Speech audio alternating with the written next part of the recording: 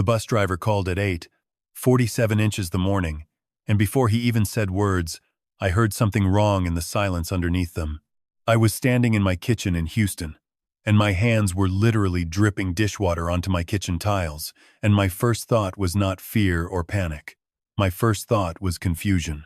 Because my grandson, Marcus, he's 8 years old, he'd been on that same Route 9 bus every single school day for 2.5 years, and in 2.5 years, Route 9 had never called the house before. They don't call. Buses just come and they go. There's no reason for them to call. So when I heard the driver's voice say my name, I actually made myself stop breathing, because the human brain has this crazy survival instinct where it tries not to let new information in before it's ready. The driver's name was Thomas. I knew him because I'd seen him every morning standing in his little window, sunburned and tired, and I waved at him and he waved back. A good driver. Careful, he said. Mrs. Chen, I've got something I need to tell you about your grandson. And his voice cracked right there, and that's when I knew I was about to hear the kind of sentence that changes everything. My grandmother loved you, but she's gone. Your husband is leaving. Your grandson didn't get off at his stop. That last one landed in my chest like a fist. I stood there dripping onto those tiles, and I couldn't make my hands move to get a towel, and I said, "What do you mean he didn't get off at his stop?" Thomas explained that there was construction on Madison this morning. A whole road closure they'd announced 2 days ago, but apparently I'd missed that memo while I was working doubles at the hospital, and the route got diverted through the Riverside neighborhood, where there's a temporary stop on Polk Street. He said there was confusion at this stop. Several kids got off. He counted them. But there was this commotion because a man had been standing near the corner, and he was talking to Marcus, and Thomas said he remembers Marcus looking confused for just a moment, but then he went with the man like he knew him. Didn't run, didn't cry, just went. I want you to understand something about what I did in that moment. I did not scream. I did not cry. I hung up the phone. I was so calm. It scared me. I called my supervisor at the medical center and I said I was walking out of my shift and I didn't know when I'd be back. She didn't even push back. Maybe she heard it in my voice, the tone of a person who is holding together by pure will and nothing else. The drive from the hospital to Riverside Elementary took 17 minutes. I broke 2 traffic laws, and I didn't care. I was thinking about my grandson's mother, Lily, my daughter, and how I was going to tell her what had happened. How was I supposed to say those words? The bus driver lost him. A man took him. We don't know who. We don't know where he is now. We don't know if he's safe. Lily's not even his mother. That sentence doesn't even make sense to me. But legally, that's what the paperwork says. Lily had Marcus when she was 19 years old, with a man named David Chen, and David was a good man in the beginning. He worked in software. He wore those glasses that make people look intelligent and thoughtful. We all believed in him. I thought when I held Marcus for the first time, when I looked into his eyes and saw my daughter's shape in his face, I thought this child will grow up with both parents. I thought this child will never know the kind of abandonment I know. I was so sure of that. But addiction doesn't work like that. It doesn't care about your promises or your good intentions or how hard you try. David started with the pills after an injury. That's how these stories usually start now. A legitimate prescription that becomes a key to a door you can't ever close. And I watched him disappear into it. Watched my daughter's face change from love to resentment to something even quieter than that. And I watched my grandson grow up with a father who was there but not present, a ghost in the house. When Marcus was 4 years old, Lily made the choice to leave David. I supported her in it completely. The kind of marriage that David had become wasn't the kind of marriage that had anything left to save. He didn't fight her on custody. That actually broke my heart more than anything else. He just signed the papers, didn't ask for much access, didn't call much, and eventually, he stopped calling altogether. He moved to another state. I got a Christmas card once, 6 years ago now, with no return address. That's the last I heard of him. Marcus doesn't remember his father. He was too young when it all dissolved. He's asked me questions about him exactly twice, and both times he seemed to be asking the way you ask about mythology, like it's a story that might be interesting but doesn't quite feel real. I've been the one who gets him ready in the mornings. I'm the one who braids his hair. He has this thick, curly hair that tangles if you don't handle it carefully. and I pack his lunch, and I check that he has both shoes, because somehow he can lose a shoe between the front door and the car. I've been the steady person in that boy's life. But I've also never let myself fully believe it would stay that simple. When I got to the school, there was already a police car in the lot. A young officer named Reeves, with a notebook and a face that suggested she'd seen enough of the world to recognize actual crisis.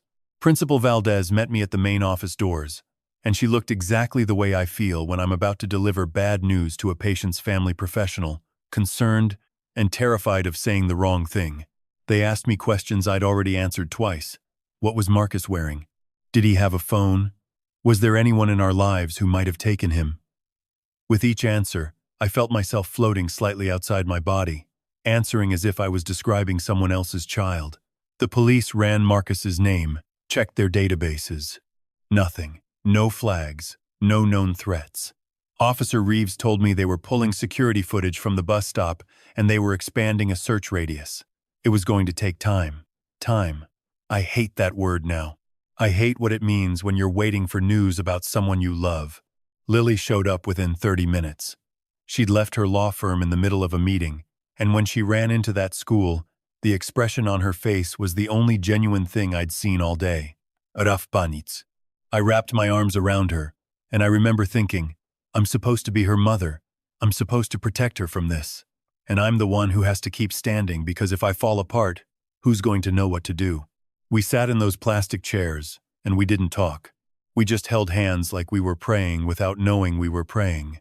A police sergeant named Ortiz entered the office at around 10:30, and he had something in his expression that suggested there was new information. He'd gotten statements from other children who were on the bus. One girl, Priya, who's 9, said she remembered Marcus getting confused about his stop during the detour, and she said she saw him talking to a man. She said the man seemed to know Marcus's name already, that the man had said something like, "Come on, it'll be okay. I know where you're supposed to be." And Marcus had hesitated for just a second, and then he'd gone with him. I felt my hands getting cold. I said, "Did she describe the man?" Ortiz had a description. Mid-30s, dark hair, a collared shirt, average build. He said the girl said the man had smiled at Marcus like they were. Like there was a connection there. That was the moment I knew. I knew exactly who he was. There's something that happens to your body when you recognize the answer to a question you've been terrified to ask for 8 years. It's not relief. It's not fear either. It's the ground opening up, and you're falling, and you're catching yourself, and you're falling again, all at the same time. I looked at Lily, and she was very still. She was staring at something on the far wall. I said his name out loud, and she flinched. "David?" I said. "You think David came for him?" Lily didn't answer. She couldn't. Officer Ortiz was asking me questions. Has David made contact recently? Did I have his current address or phone number? Does he have any legal claim to Marcus? And I was answering them, but I was also somewhere else inside my own mind. David was sober. David was changing. David had sent a letter. A letter. It arrived at Lily's house 6 weeks ago, addressed to Marcus, with no return address on the envelope. Lily had opened it because that's what parents do, and the letter was David asking for forgiveness. Not for custody, not for visits, just asking Marcus to know, someday, that his father had been a different person than what he'd shown him, that he'd been sick, and he was trying to get well, that if Marcus ever wanted to know him, the door was open. Lily had made a decision not to give Marcus that letter yet. She wanted to wait until he was older. She wanted to protect him from the complications of hope. She wanted to protect him from getting disappointed by his father again. And now I was sitting in a school office thinking, did she make the wrong call? Did David find out about that letter? Did he decide to come get his son himself? Officer Ortiz put out a bulletin describing the man and a vehicle, a gray Honda, that had been parked near the bus stop. They ran the plates. They came back to David Chen, current address in Riverside, about 8 miles from where we were sitting. Officer Ortiz asked if he should go get him. I said yes. Lily said yes. We both said it at the same time, and then we looked at each other and we didn't say anything else because there was nothing left to say. They were going to go get the man who I'd spent 8 years trying to protect my grandson from, and I had no idea if he was bringing Marcus home or if this was the worst thing I'd ever have to survive. The waiting room at Riverside Elementary has this clock on the wall that I've never paid attention to before. It's a big institutional clock with thick black numbers and a second hand that moves with a clicking sound. I started counting the clicks. Click, click, click. Each one felt like a tiny eternity. Click. Lily was shaking. I could feel her shaking next to me on the plastic chair, and I put my arm around her and I said, "He's going to be okay. Marcus is going to be okay." And I said it with absolute certainty, because if I didn't say it like I believed it, she would fall apart. I didn't believe it. I was terrified. But I was also her mother, and I was also Marcus's grandmother, and this was not the moment to believe things. This was the moment to hold the line. Lily whispered, "Mom, if he hurts him, if David did anything to him," and she couldn't finish the sentence, so I finished it in my head, and I'm not going to write down what I thought, because some thoughts are too dark to put into words. It was 11:42 when Officer Reeves got the call on her radio. Her face changed. She was listening to something that was being said to her, and her whole expression shifted from professional concern to something like relief. She looked at me and Lily, and she said, "They found Marcus. He's safe. He's with David Chen, and he's safe." Relief doesn't even begin to describe what that felt like. It was like someone had reached into my chest and started my heart back up after it had stopped. I looked at Lily, and I watched her face flood with tears. I pulled her into my arms, and I let myself cry too, just for a moment, just enough to feel human again. Then Officer Reeves was saying that David and Marcus were on their way to the school, that David had the child in his vehicle, and he was cooperating fully. Officer Reeves left to go meet them in the parking lot, and Lily and I were left sitting in that waiting room, and I was thinking something I've never thought before about the father of my grandson. I was thinking, thank you for bringing him back. David pulled up to the school in his gray Honda about 15 minutes later. Officer Reeves brought them inside, and the moment Marcus saw us, he literally launched himself out of Officer Reeves's arms and into Lily's. He was crying. He was saying, "Mom, Mom, Mom," and Lily was holding him so tightly I could see her knuckles turning white. I was holding both of them, and I was watching David Chen stand in the middle of the school office, and he looked nothing like the man I remembered. He looked older. He looked broken. He looked like someone who had been terrified for longer than just this morning. His hands were shaking. His eyes were red. And when he looked at Marcus holding on to Lily, I saw something in his face that I'd never seen when he was married to my daughter. I saw genuine, uncomplicated love. I saw regret so heavy it was bending him sideways. Officer Reeves explained that David had found Marcus at the temporary bus stop during the detour, that David had seen a child looking confused and had approached him, that David and Marcus had talked for a while, and David had decided to take Marcus to a diner to get him something to eat while figuring out what to do, that David had then called the school and then called his lawyer and was bringing Marcus back when Officer Reeves intercepted them. Officer Reeves said that David was cooperating, that David was not being arrested at this time, that there was no evidence of harm to the child, but David was going to need to come with them and answer questions about how he'd made contact with Marcus in the first place. I wanted to hear David's version of what happened. Lily needed to take Marcus home. She looked at me, and she asked without words if I would stay to listen. I said yes.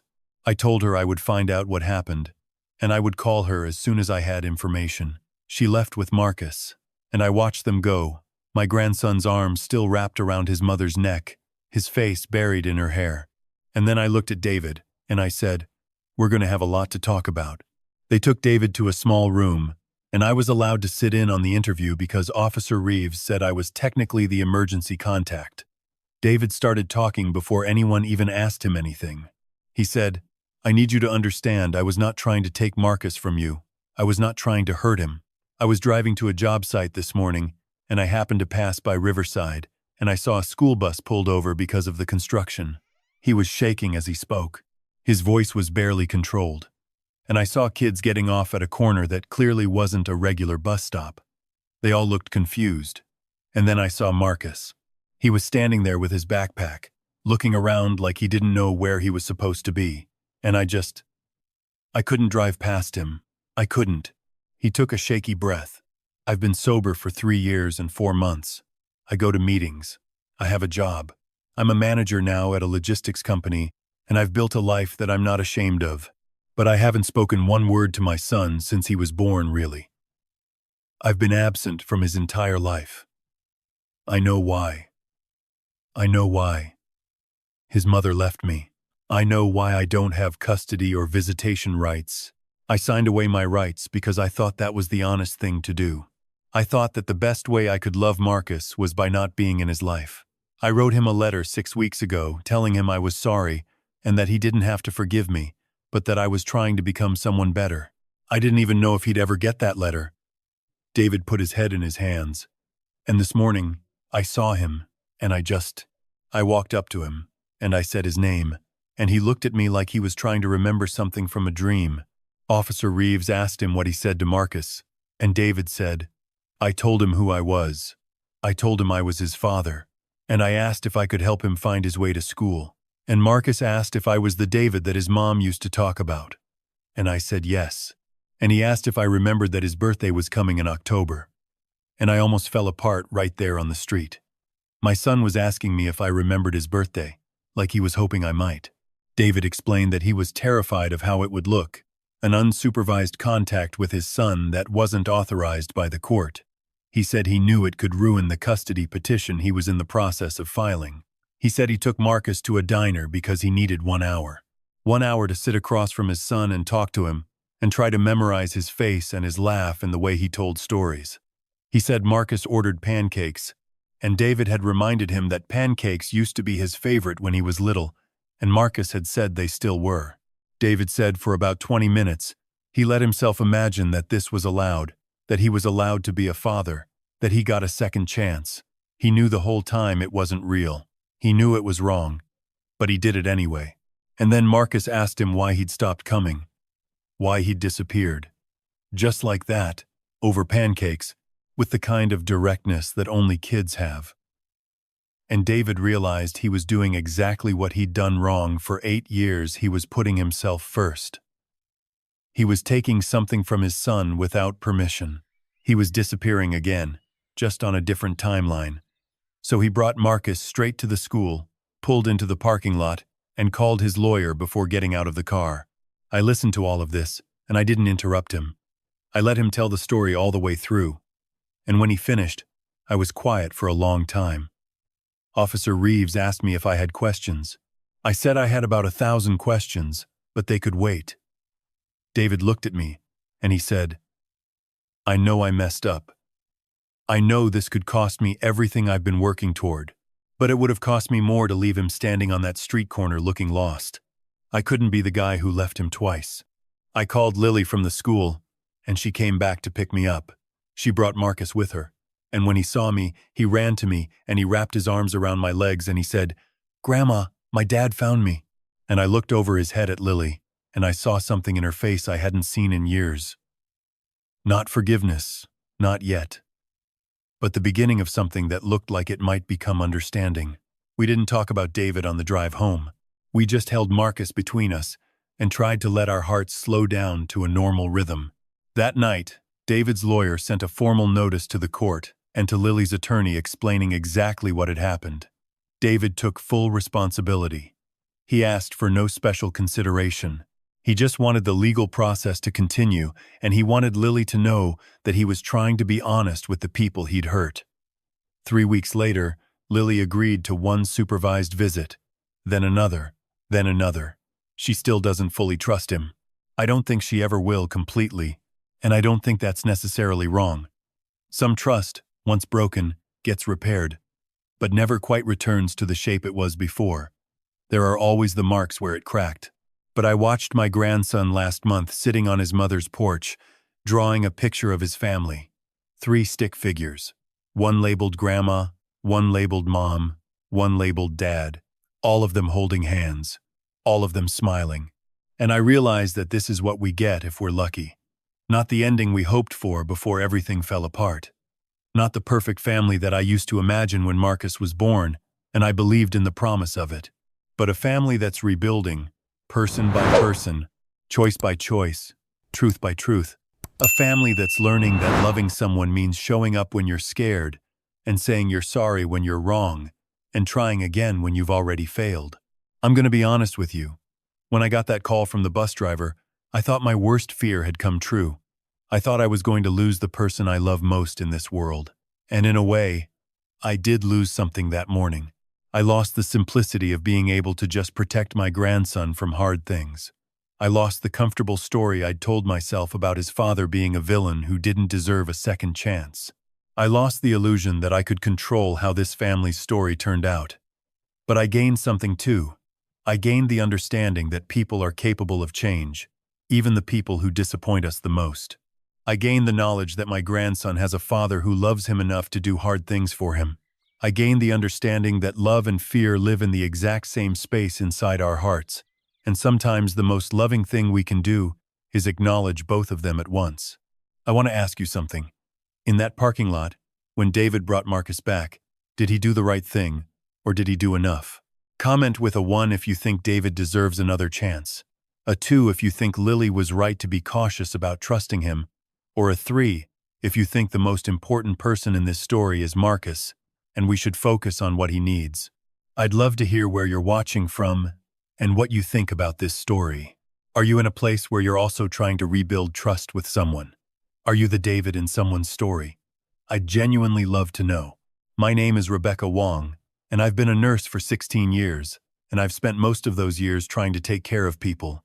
But the real lesson I've learned is that taking care of people also means trusting them enough to let them take care of themselves, even when they're scared, even when they're imperfect, even when you're not sure they're ready.